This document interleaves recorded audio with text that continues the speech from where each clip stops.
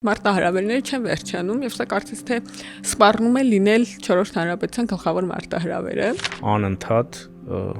եւ բոլոր պետությունները աշխարհի առանց բացառության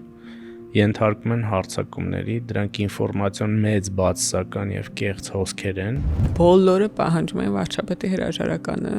բոլորը կուսակցությունները, եկեղեցին, ակադեմիան, համալսարանները Ամեն ժամ ըստ էության մեր ժամանակն է մարդիկ բախվում են հիբրիդային հարձակումների, ապա տեղեկատվություն կիբերհարձակումներ, ընտրությունների դելեգիտիմացում, հիբրիդի դեմն առնելու հիմնական գործիքներից մեկն էլ կրթությունն է։ մարդկա իրավունք դրել է ՀԿ եւ ստորագրավ հավաքանում մարդու իրավունքների դեմ։ Բոլոր օրինակ են, այսպես ասած, ընդդիմադիր քաղաքական շարժումները, որոնք տեղի են ունենում Հայաստանում, նույնպես ուղեկցվում են հիբրիդային լրջագույն, այսպես ալիքներով։ Գործիքներից մեկն էլ է, որ անապահովության զգացում սերմանեն ժողովրդի մեջ, նրանց միտքը փոխեն, նրանց կամքը փոխեն։ 3 բառով կասեի խաղաղություն, ինքնիշխանություն, ժողովրդավարություն